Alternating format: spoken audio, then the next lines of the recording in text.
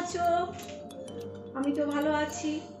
আর তোমাদের সবার নিশ্চয়ই রান্না হয়ে গেছে। কারোর আবার দেরিতে রান্না হয়, কারো 12টার পর কেউ রান্না বসায়, কেউ আবার 10টার মধ্যে রান্না হয়ে যায়। আমার একটা রেসিপি আছে তোমাদের সাথে, আমি সেটা শেয়ার করবো। সেটা হচ্ছে চিংড়ি মাছের রেসিপি। আমি চিংড়ি মাছের একটা রেসিপি করবো, সেটা হচ্ছে চিংড়ি মাছের কোপ্তা কারি। ওটা আজকে বানাবো, তাই ভাবলাম তোমাদের সাথে আমি শেয়ার করি রান্নাটা। আর দেখো বাইরের ওয়েদারটা, রোদ, প্রচন্ড রোদ, কিন্তু নিস্তব্ধ, কোনো আওয়াজ নেই, একটা কুকুরেরও পর্যন্ত আওয়াজ নেই, কিন্তু প্রচন্ড গরম।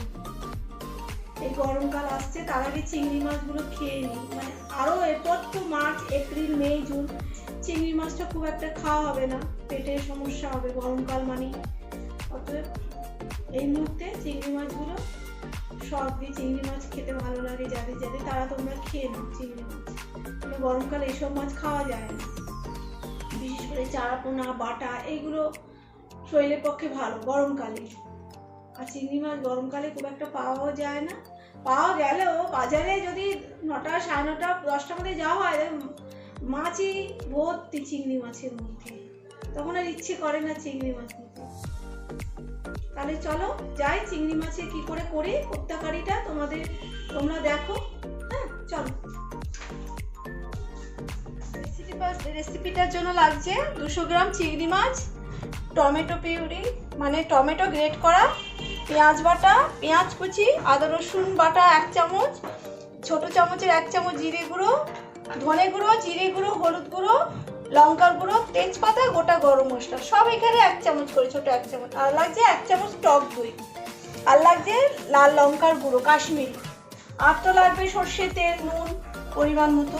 তবে আমি চিংড়ি মাছটা পেস্ট করে নিই।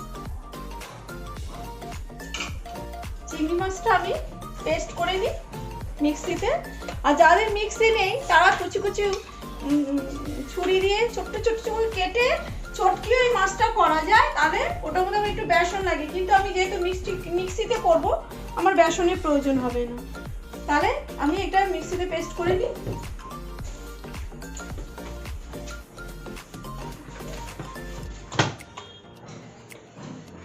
এখন আমি চিংড়ি মাছটা পেস্ট করে নিয়েছি মিক্সিতে, দুটো ঘোরালেই হয়ে যায় মিক্সিতে পেস্ট। আর দিচ্ছি এর মধ্যে পরিমাণ মতো নুন,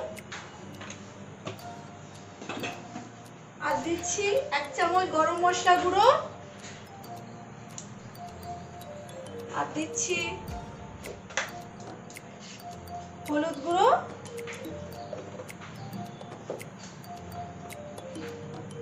আর দিচ্ছি লঙ্কার গুঁড়ো, একটুখানি এখান থেকে জিরে গুঁড়ো আমি দিলাম, আর বাদ বাকি সব এই ঝোলের মধ্যে যাবে। দিয়ে আমি ভালো করে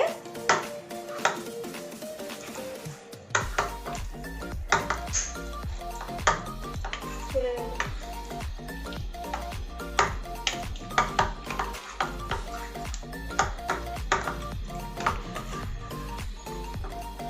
আমি সব মশলাগুলো চিংড়ি মাছের মধ্যে মেখে এবার ছোট ছোট বল আকারে তৈরি করব। একটু একটু হয়তো থাকতে পারে চিংড়ি, আর্ধেক আর্ধেক একটু একটু, কিন্তু কোনো সমস্যা নেই তাতে। এবার আমি গ্যাসটা জ্বালাই।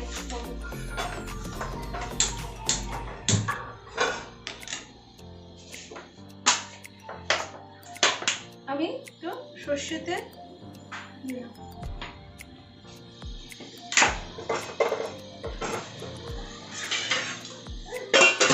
তেলটা গরম হলে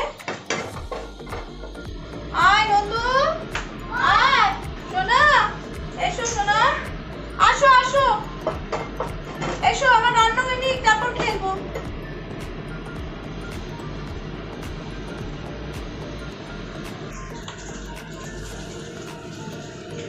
দেখো আমি ছোট ছোট বল করে বড়ার মতো বড়া কেটে করে নিচ্ছি, ছোট বড় হবে।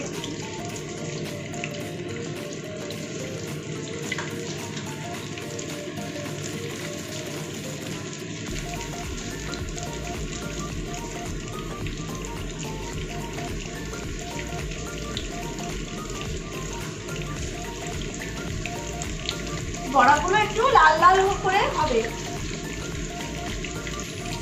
এই বড়াটা এমনিও ভাজা খাওয়া যায়, খুব ভালো লাগে খেতে, তোমরা ট্রাই করে দেখো। আমরা তো চিংড়ি মাছের মালাইকারি খাই, চিংড়ি মাছের ঝোল খাই, সর্ষে চিংড়ি খাই, এটা করে দেখো।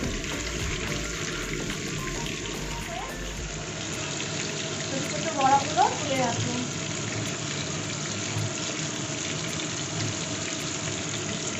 আমি এর মধ্যে বেসন, তারপর ধনেপাতা আমি কিছু দিইনি, কারণ ওইগুলো দিলে চিংড়ি মাছের যে গন্ধটা ওটা চলে যাবে।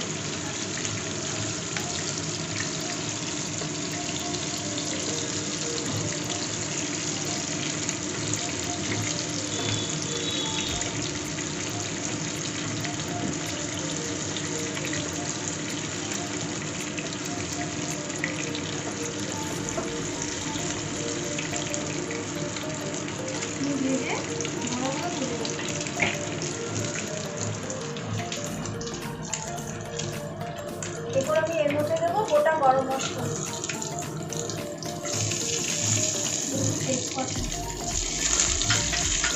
ভাজা ভাজা একটা গন্ধ বেরোলে আমি ওর মধ্যে মশলাগুলো একটু জল দিয়ে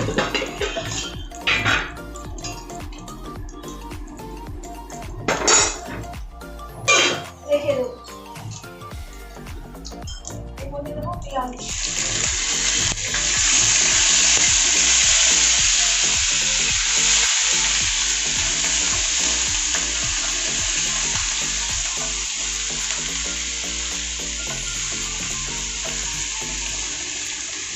পেঁয়াজটা কষা কষা একটু ভাজা ভাজা হয়ে যাবে পেঁয়াজটা, তারপর দেবো এর মধ্যে, কাঁচা গন্ধটা বেরিয়ে গেলে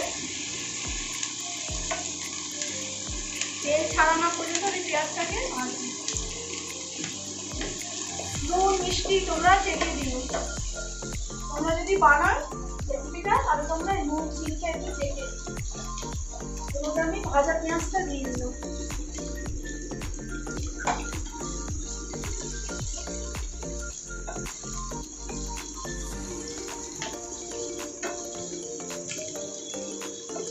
কাঁচা পেঁয়াজটা পরে যাওয়া মানে একটা সুন্দর একটা গন্ধ বেরোবে কাঁচা পেঁয়াজে। এর মধ্যে দিলাম আদা রসুন বাটা,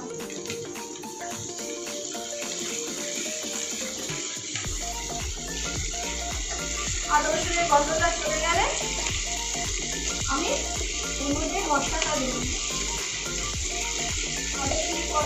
গন্ধটা চলে গেলে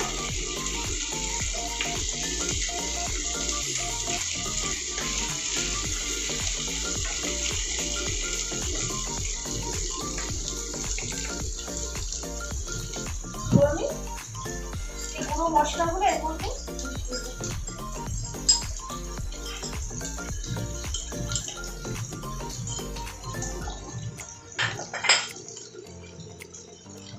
এরপর দেবো আমি একটু লাল লঙ্কা দিয়ে কালারের জন্য, এটা কাশ্মীরি লাল লঙ্কা দেবো।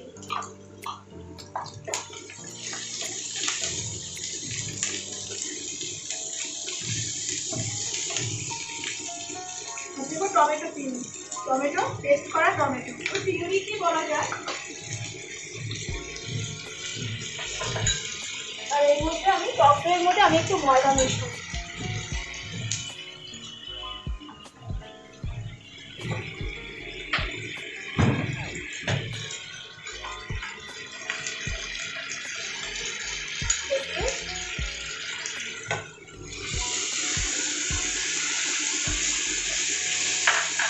আমি এর মধ্যে আর একটু নুন দিয়ে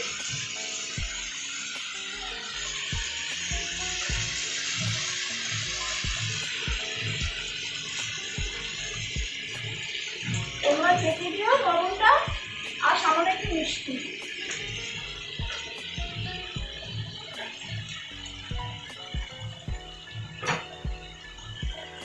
সামান্য একটু মিষ্টি, তেল না ছাড়লে আমি কষাবো মশলাটা।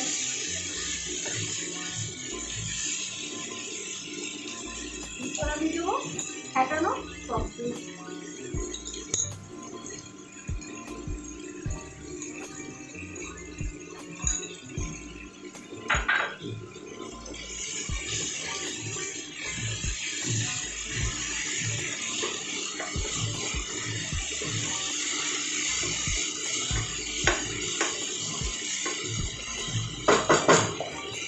ওইটা যখন দেবে তখন তোমরা একটু গ্যাসটা আস্তে করে দেবে সিমে, নাহলে ওইটা ফেটে যাবে। আমি ময়দা দিয়েছি, ফাটার কোনো চান্স নেই, কিন্তু তাও তোমরা যদি দাও, ময়দা না দাও বা এমনি ময়দা দিলেও আস্তে করে দিলে। এরপর আমি এর মধ্যে আমার যে উষ্ণ গরম জল সেটা আমি এর মধ্যে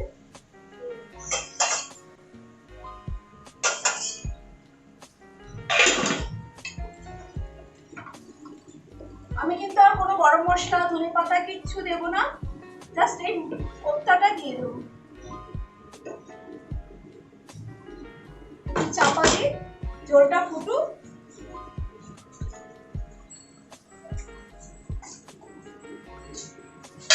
আমি 2 মিনিটের জন্য একটু চাপা দিয়ে রাখলাম। আমার চিংড়ি মাছ খেতে খুব ভালো লাগে, বিশেষ করে পাতলা ঝোল হবে। আর এই কষা কষা চিংড়ি মাছের কোপ্তা কারিটা আমার ছেলে, তবে আমার পুচকি ছেলেটা খেতে খুব ভালোবাসে।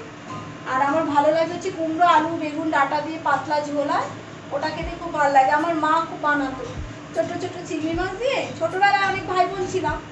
এবার আমি দেখতাম যখন মা দিত আমাকে খেতে, আমি দেখতাম কটা চিংড়ি মাছ পড়েছি, গুনে গুনে রেখে দিয়ে তারপর লাস্টে খেতাম। এত ভালোবাসতাম চিংড়ি। এখন তো এগুলো খাওয়া মানে আমার পক্ষে খুবই ক্ষতিকর, তাও একটু খাই। কিন্তু ও একজন সাবস্ক্রাইব আমাকে জিজ্ঞেস করেছে বাটা মাছটা ধনেপাতা দিয়ে ছাড়া অন্য ধনেপাতা দিয়ে বাটা মাছ ছাড়া অন্য কোনো মাছ দিয়ে করা যাবে কি না। হ্যাঁ, ওটা দিয়ে তুমি কাতলা মাছ, রুই মাছ, ট্যাংরা মাছ, পার্শে মাছ ওগুলো করবে, ভালো লাগবে। ওঠালাম, হয়ে গেছে, তেল বেরিয়ে গেছে উপর থেকে। এবার আমি বড়াগুলো আস্তে করে ছেড়ে দেবো।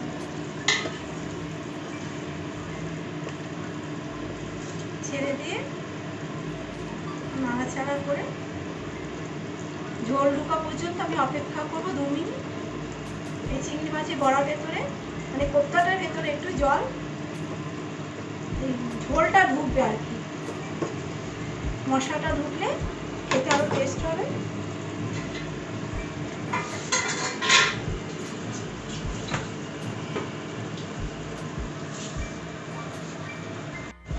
তাহলে আমার তৈরি হয়ে গেল চিংড়ি মাছের কোপ্তা কারি। আমি ধনে পাতা বা গরম মশলা তো গোটা দিয়েছি, আবার যখন পেস্ট করেছি তখনও দিয়েছি।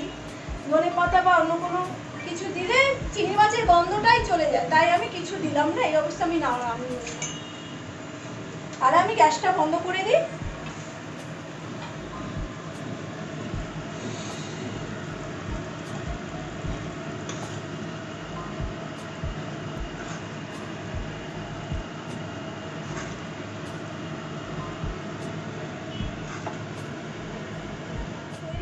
চিংড়ি মাছের কোপ্তা কারি তোমরা রান্না করে খেয়ে দেখো, খুব টেস্ট হয় খেতে এই রান্নাটা। আর যদি ভালো লেগে থাকে আমার এই রান্নাটা সাবস্ক্রাইব এবং লাইক করো। আর তোমাদের কিছু জানার থাকলে বা কোনো যদি মন্তব্য থাকে আমাকে তোমরা কমেন্টে জানিও। তাহলে আজ আসি, আর তোমরা শেয়ার কিন্তু করো আর সাবস্ক্রাইব করো, তবেই তো আমি আসবো তোমাদের কাছে নিত্য নতুন এই খাবার রেসিপি নিয়ে। তবে আমি আজ আসি। Thank you.